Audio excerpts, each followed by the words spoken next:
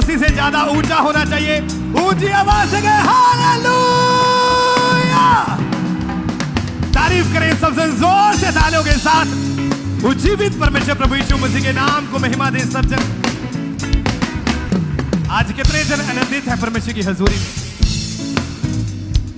और ये हाथ जितने भी परमेश्वर की हजूरी में आज उठे हैं, आज ये हाथ मसा किए जाएंगे और आप 100 गुना फलों को अपनी जिंदगियों में देखेंगे प्रभु यीशु मसीह के नाम में। तो आइए सब जन अपने अपने स्थान के ऊपर बैठ जाएं, अपनी जगहों के ऊपर बैठ जाएं सब जन। आप जानते हैं कि जब भी परमेश्वर के दास प्रार्थनाएं करते हैं तो परमेश्वर हमारी जिंदगी में बड़े काम करता है, यानी बड़ी गवाहियां परमेश्वर हमारे जीवनों में पैदा करता है। और कुछ टेस्टमनीज हम इंस्टेंटली सुन लेते हैं शॉर्ट में, लेकिन जब उस टेस्टमनी की हम पूरी डिटेल सुनते हैं तो फिर हमें पता चलता है कि परमेश्वर कितने कितने बड़े काम लोगों की जिंदगियों में कर रहे हैं। तो आप सब जन अपने अपने स्थान के ऊपर बैठकर हम सब जन कुछ वीडियोस टेस्टमनी को देखेंगे।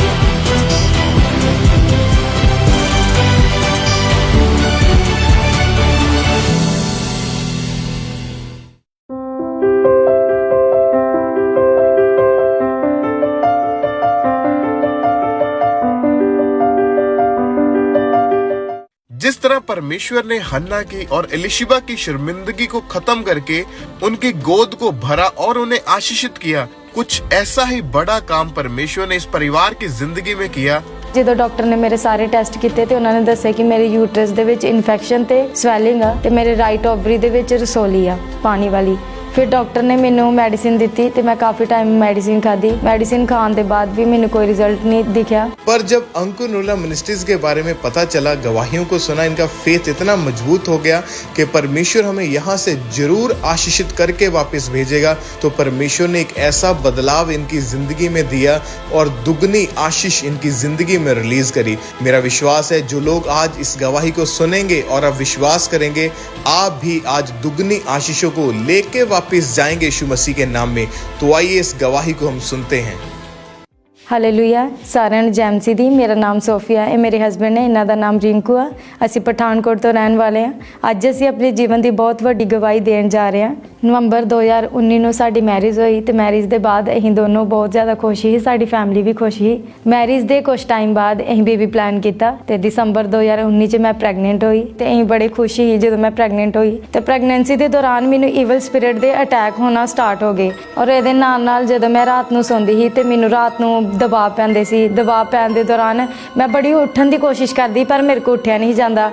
ਜਦੋਂ ਮੈਨੂੰ ਪ੍ਰੈਗਨੈਂਸੀ ਦਾ 3rd ਮੰਥ ਸੀ ਤੇ ਮੈਨੂੰ ਰਾਤ ਨੂੰ ਸੁਪਨਾ ਆਇਆ ਕਿ ਮੈਂ ਬਲੱਡ ਮੈਨੂੰ ਸੁਪਨੇ 'ਚ ਦਿਖਿਆ।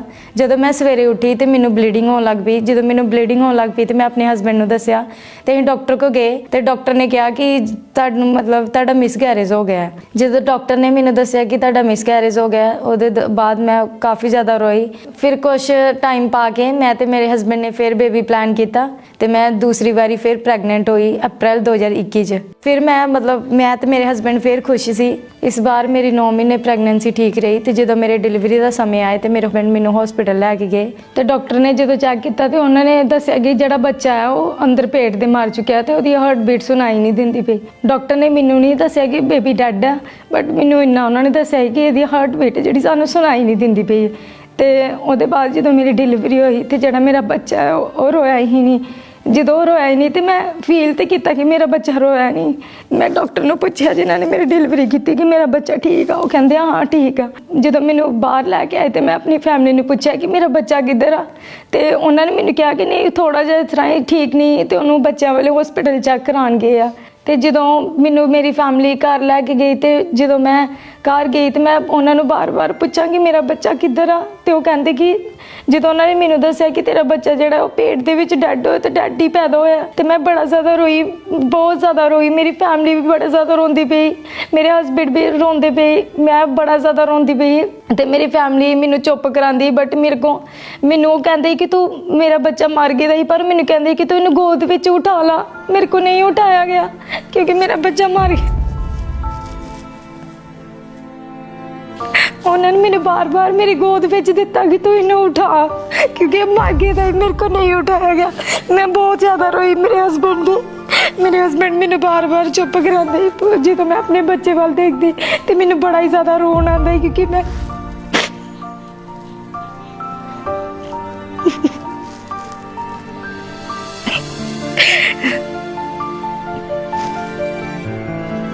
ਉਹਦੇ ਬਾਅਦ ਜਦੋਂ ਮੈਂ ਰਾਤ ਨੂੰ ਲੇਟਣਾ ਤੇ ਰਾਤ ਨੂੰ ਮੈਂ ਹਮੇਸ਼ਾ ਛੱਤ ਵੱਲ ਦੇਖਦੀ ਰਹਿਣਾ, ਬਸ ਇਹ ਯਾਦ ਕਰਦੀ ਰਹਿਣਾ ਕਿ ਮੈਂ ਇਕੱਲੀ ਲੇਟੀ ਦੀ ਹਾਂ। ਜੇ ਮੇਰਾ ਬੱਚਾ ਹੁੰਦਾ ਤੇ ਉਹਨੇ ਸਾਡੇ ਨਾਲ ਲੇਟਣਾ ਹੀ। ਬਸ ਇਹ ਚੀਜ਼ਾਂ ਮੈਂ ਸੋਚਦੀ ਰਹਿਣਾ ਹਮੇਸ਼ਾ।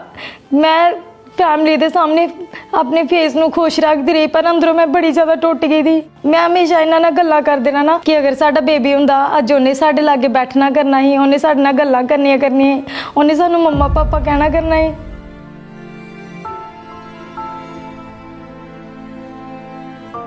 ਜਦੋਂ ਕਿਸੇ ਦੇ ਘਰ ਬੇਬੀ ਹੋਣਾ ਤੇ ਲੋਕਾਂ ਨੇ ਕਹਿਣਾ ਕਿ ਨਹੀਂ ਅੱਛੇ ਹੱਥਾਂ ਦੇ ਵਿੱਚ ਬੱਚਾ ਦਵੋ, ਬੁਰੇ ਹੱਥਾਂ ਦੇ ਵਿੱਚ ਬੱਚਾ ਨਹੀਂ ਦੇਣਾ।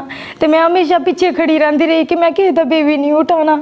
ਇਹਦੇ ਬਾਅਦ ਜਦੋਂ ਅਸੀਂ ਆਪਣੇ ਆਪ ਨੂੰ ਸੰਭਾਲਿਆ ਤੇ ਮੈਂ ਤੇ ਮੇਰੇ ਹਸਬੈਂਡ ਨੇ ਦੁਬਾਰਾ ਬੇਬੀ ਪਲਾਨ ਕੀਤਾ ਤੇ ਮੈਨੂੰ ਪ੍ਰੈਗਨੈਂਸੀ ਕਨਸੀਵ ਨਹੀਂ ਹੁੰਦੀ ਸੀ। ਜਦੋਂ ਮੈਨੂੰ ਪ੍ਰੈਗਨੈਂਸੀ ਕਨਸੀਵ ਹੋਣਾ ਟੋਟਲੀ ਬੰਦ ਹੋ ਗਈ ਤੇ ਮੇਰੀ ਫੈਮਿਲੀ ਨੇ ਕਿਹਾ ਤੇ ਇੱਕ ਵਾਰੀ ਡਾਕਟਰ ਨਾਲ ਕੰਸਲਟ ਕਰ ਲਓ ਕਿ ਡਾਕਟਰ ਦਾ ਡਾਕਟਰ ਕੀ ਕਹਿੰਦੇ ਆ। ਤੇ ਉਹਦੇ ਬਾਅਦ ਅਸੀਂ ਪਠਾਨਕੋਟ ਦੇ ਗਾਇਨੋਲੋਜਿਸਟ ਕੋ ਗਏ। ਉਹਦੇ ਬਾਅਦ ਜਦੋਂ ਡਾਕਟਰ ਨੇ ਮੇਰੇ ਸਾਰੇ ਟੈਸਟ ਕੀਤੇ ਤੇ ਉਹਨਾਂ ਨੇ ਦੱਸਿਆ ਕਿ ਮੇਰੇ ਯੂਟਰਸ ਦੇ ਵਿੱਚ ਇਨਫੈਕਸ਼ਨ ਤੇ ਸਵੈਲਿੰਗ ਆ ਤੇ ਮੇਰੇ ਰਾਈਟ ਓਵਰੀ ਦੇ ਵਿੱਚ ਰਸੋਲੀ ਆ ਪਾਣੀ ਵਾਲੀ।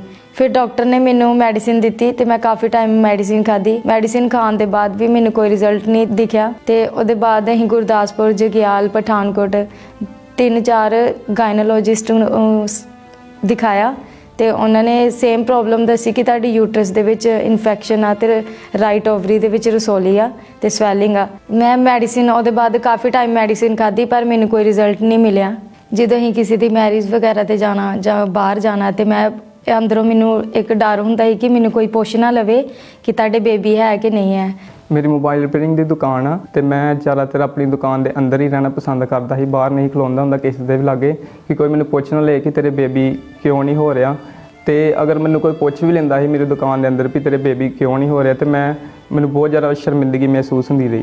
ਜਿਨ੍ਹਾਂ ਦੀ ਮੈਰਿਜ ਮੇਰੇ ਤੋਂ ਬਾਅਦ ਹੋਈ ਉਹਨਾਂ ਦੇ ਬੇਬੀ ਹੋ ਗਏ ਸੀ ਪਰ ਸਾਡੇ ਬੇਬੀ ਹੈ ਨਹੀਂ। ਜਦੋਂ ਮੈਂ ਕਿਸੇ ਦੇ ਲਾਗੇ ਖਲੋਂਦਾ ਰਿਹਾ ਤੇ ਕੋਈ ਮੈਨੂੰ ਬੇਬੀ ਦੇ ਬਾਰੇ ਪੁੱਛ ਲੈਂਦਾ ਰਿਹਾ ਤੇ ਮੈਨੂੰ ਬਹੁਤ ਜ਼ਿਆਦਾ ਸ਼ਰਮਿੰਦਗੀ ਮਹਿਸੂਸ ਹੁੰਦੀ ਰਹੀ ਸੀ ਤੇ ਮੇਰਾ ਮਨ ਬਹੁਤ ਜ਼ਿਆਦਾ ਦੁਖੀ ਹੁੰਦਾ ਰਿਹਾ ਸੀ। ਜਦੋਂ ਮੇਰਾ ਬੇਬੀ ਨਹੀਂ ਹੋ ਰਿਹਾ ਤੇ ਮੈਂ ਉਹਦੇ ਦੌਰਾਨ ਹੀ ਪਹਿਲੇ ਤੋਂ ਹੀ ਪਰਮੇਸ਼ਰ ਨੂੰ ਜਾਣਦੇ ਸੀ ਤੇ ਅਸੀਂ ਅੰਕੁਰ ਨੂਰੁੱਲਾ ਮਿਨਿਸਟਰੀ ਨਾਲ ਜੁੜੇ ਹੋਏ ਸੀ। ਮੈਂ ਚਰਚ ਵਿੱਚ ਬਹੁਤ ਹੀ ਵੱਡੀ ਟੈਸਟਮਨੀਜ਼ ਨੂੰ ਸੁਣਿਆ ਹੋਇਆ ਹੈ ਕਿ ਪਰਮੇਸ਼ਰ 15 ਸਾਲ ਕੇ ਤੇ 16 ਸਾਲ ਬਾਅਦ ਬੇਬੀ ਦਿੰਦਾ ਤੇ ਮੇਰਾ ਫੇਥ ਪਰਮੇਸ਼ਰ ਦੇ ਉੱਤੇ ਹੀ ਕਿ ਪ੍ਰਭੂ ਮੈਨੂੰ ਵੀ ਜ਼ਰੂਰ ਦੇਵੇਗਾ।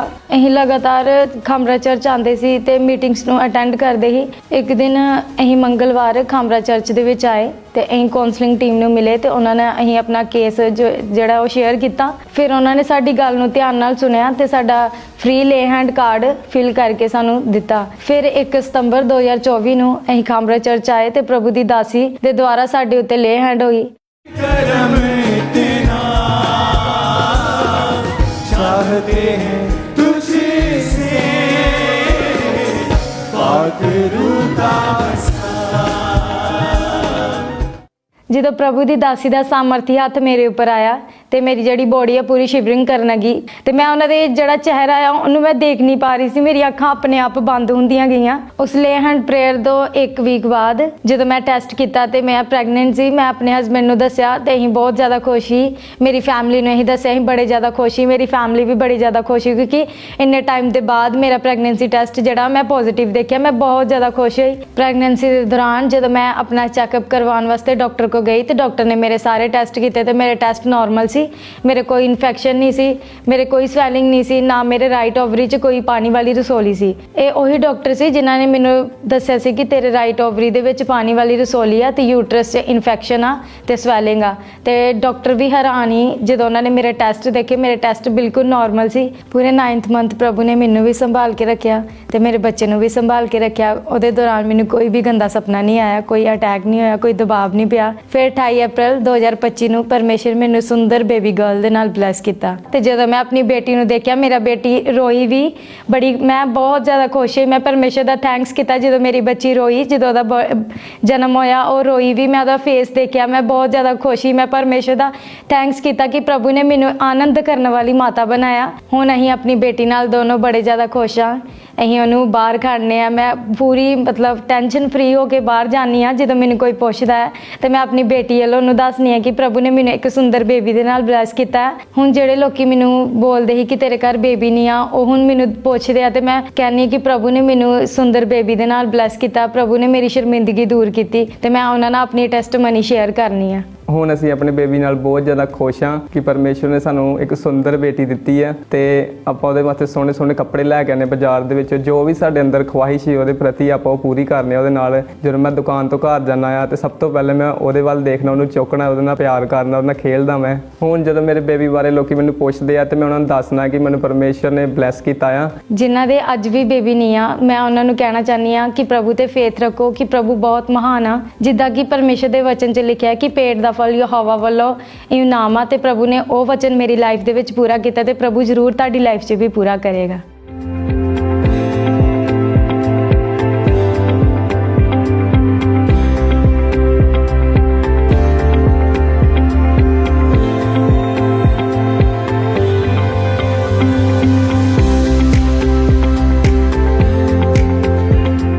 ਇਸ ਵੱਡੀ ਬਲੈਸਿੰਗ ਦੇ ਲਈ ਅਸੀਂ ਪ੍ਰਭੂ ਦਾ ਬਹੁਤ ਜ਼ਿਆਦਾ ਧੰਨਵਾਦ ਕਰਨੇ ਆ। ਪ੍ਰਭੂ ਦੇ ਦਾਸ ਦਾਸੀ ਦਾ ਧੰਨਵਾਦ ਕਰਨੇ ਆ। ਸਾਰਿਆਂ ਨੂੰ ਜੈ ਮਸੀਹ ਦੀ।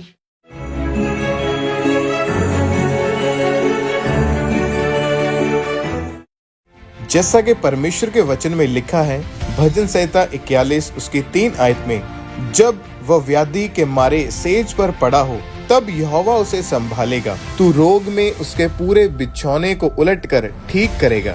परमेश्वर ने इस वचन के दौरान इस फैमिली की जिंदगी में काम किया। बहुत हॉस्पिटल, बहुत मेडिसिन चेंज करके देख ली, परंतु कहीं से भी कुछ फर्क नजर नहीं आ रहा था।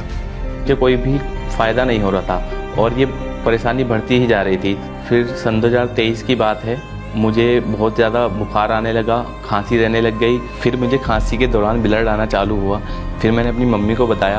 फिर मेरी मदर मेरे को ज़िले के प्राइवेट हॉस्पिटल लेके गए, जहाँ पे डॉक्टर ने मेरा ब्लड टेस्ट किया और मेरा चेस्ट का एक्सरे लिखा। और उन्होंने चेस्ट का एक्सरे जब किया तो उन्होंने मेरे से बोला कि आपके लेफ़्ट साइड में लंग्स में ना आपको टीबी है। फिर डॉक्टर ने मेरी टीबी की मेडिसिन चालू कर दी, जिसको मैंने रेगुलर खाया और उसको खाने के बाद भी मुझे कोई आराम नहीं पड़ रहा था। पर जब अंकुर नुला मिनिस्ट्रीज के बारे में पता चला और A&M हॉस्पिटल प्रेयर लाइन के ऊपर अपनी प्रेयर रिक्वेस्ट को सेंड किया, तो जूम ऐप के माध्यम से परमेश्वर के दास ने जब ले हैंड प्रेयर करी तो परमेश्वर की सामर्थ्य ने इनको छुआ। आइए इनके जीवन की इस चंगाई की गवाही को सुनते हैं।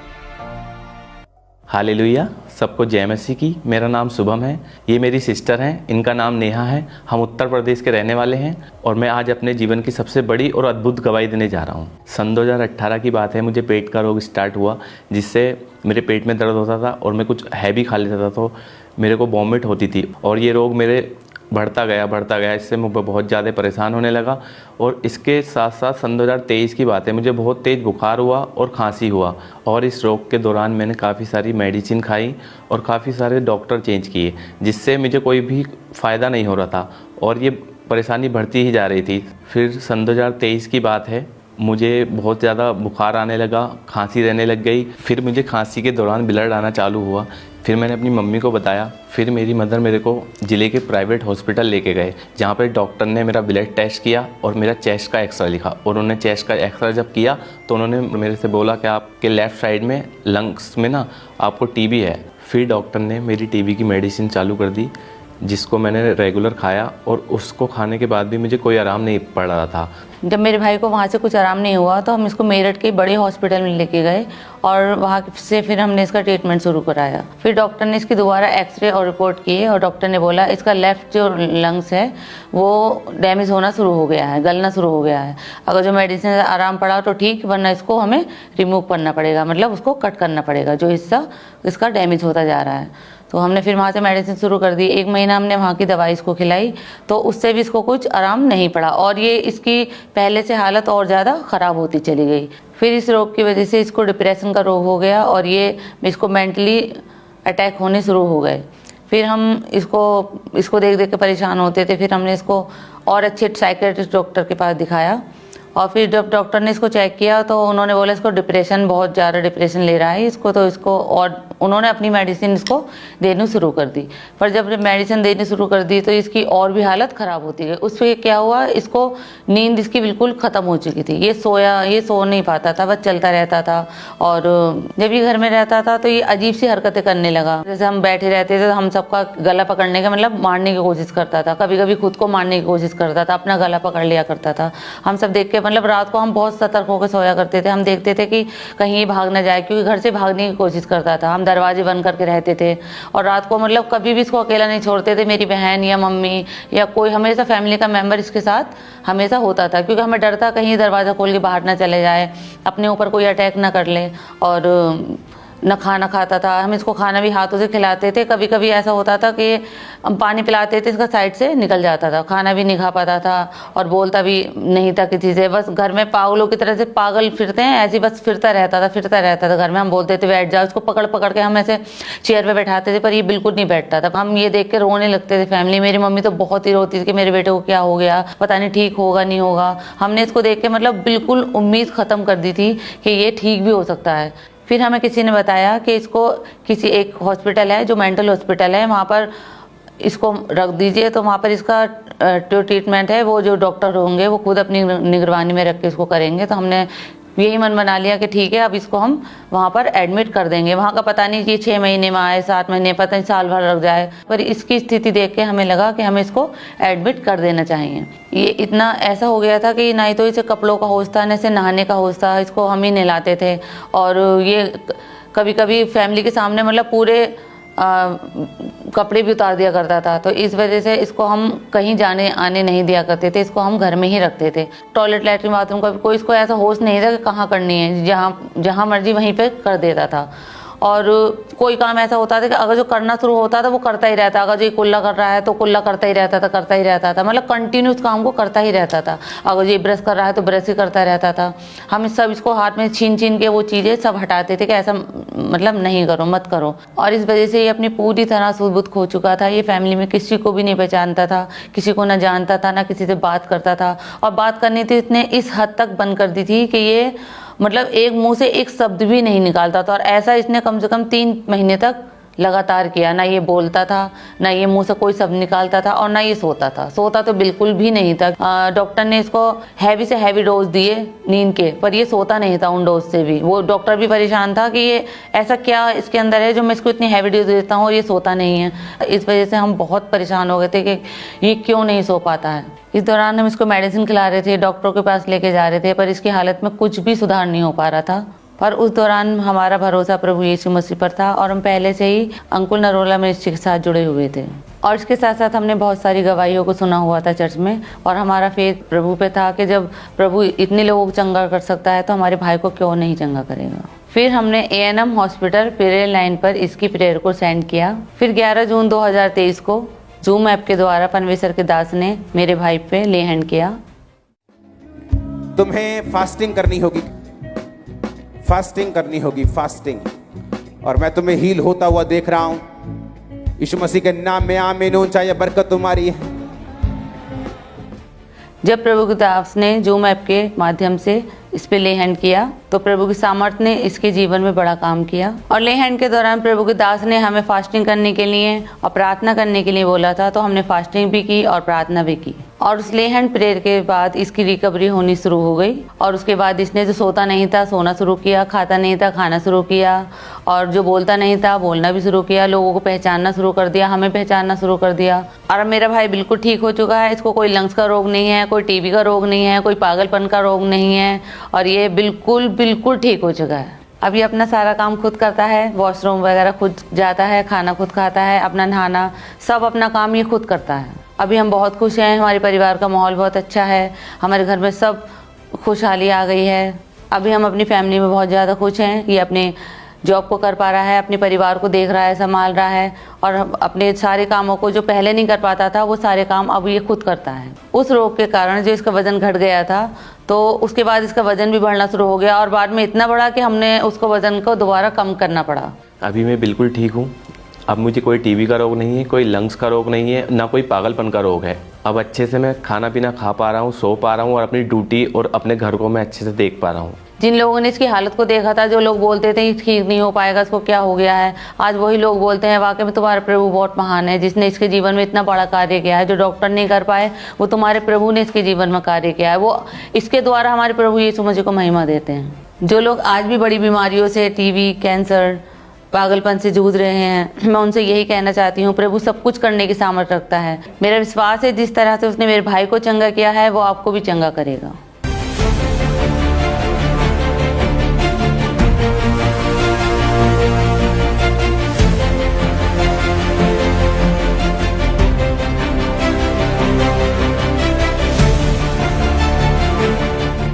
मेरे भाई की इस बड़ी चंगाई के लिए हम प्रभु का धन्यवाद करते हैं, और प्रभु के दास और दासी का धन्यवाद करते हैं। सभी को जय मसीह की।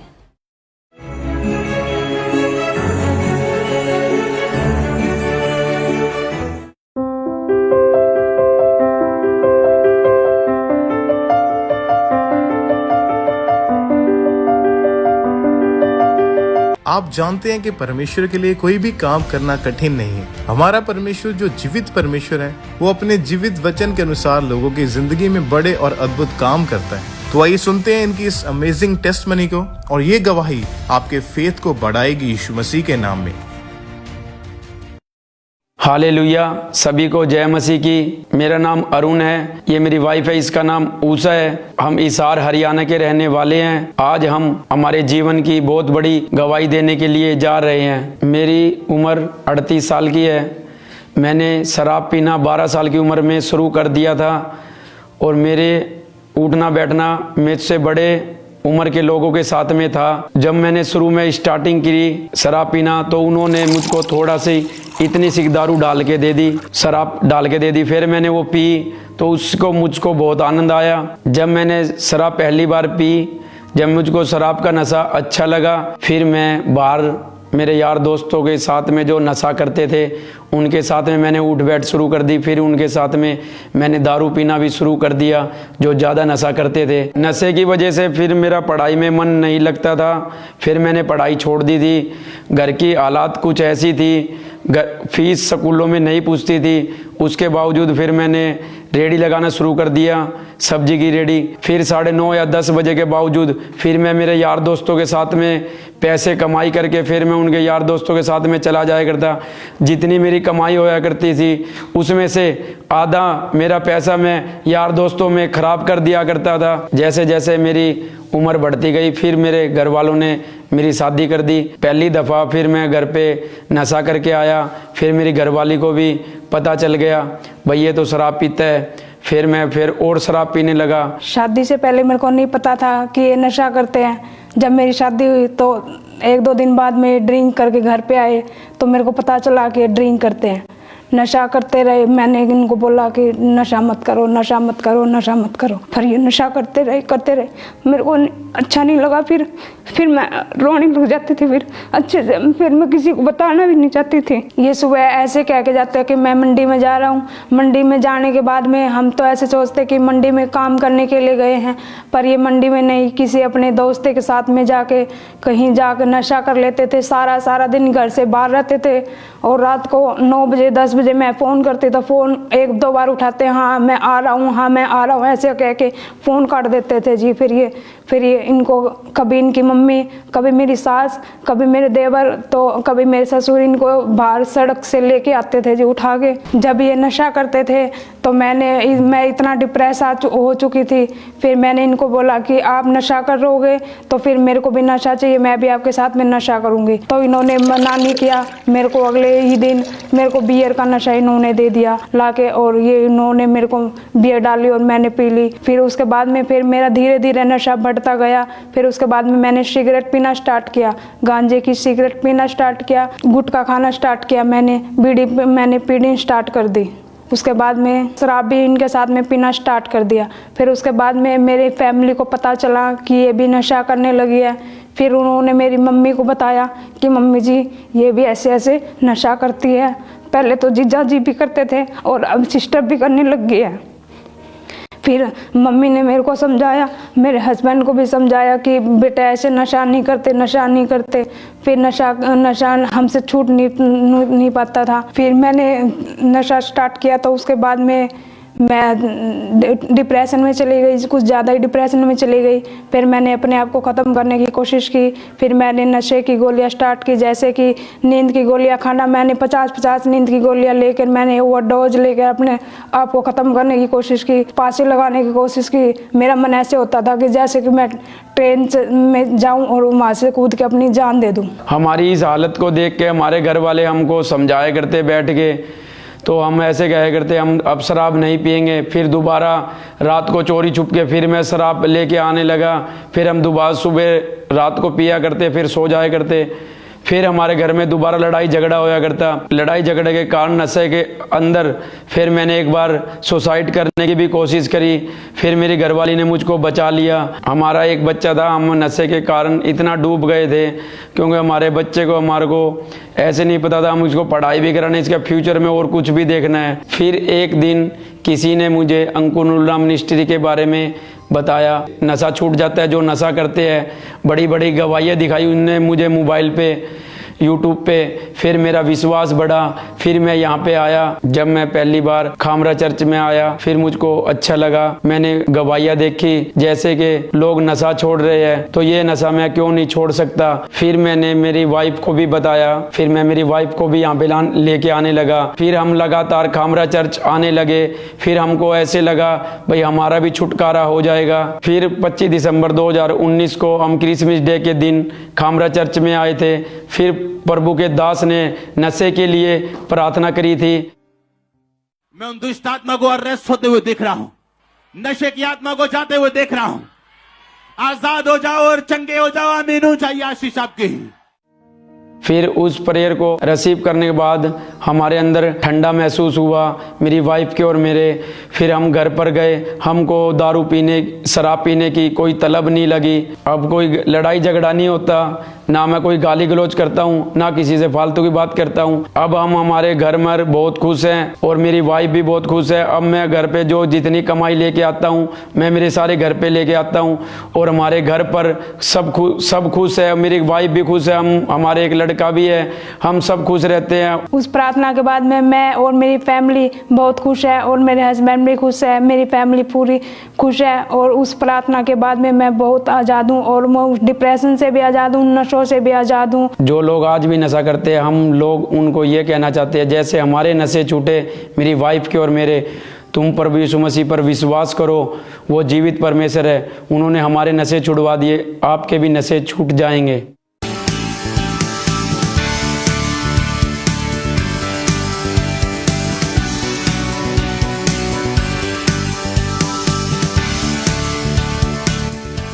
इस बड़े छुटकारे के लिए हम परमेश्वर का धन्यवाद करते हैं और परमेश्वर के दास का भी धन्यवाद करते हैं। सभी को जय मसीह की। तारीफ करें सब जोर से, तालियों के साथ, जोर से जीवित परमेश्वर के नाम का महिमा दे, उसकी तारीफ करें सब तालियों के साथ।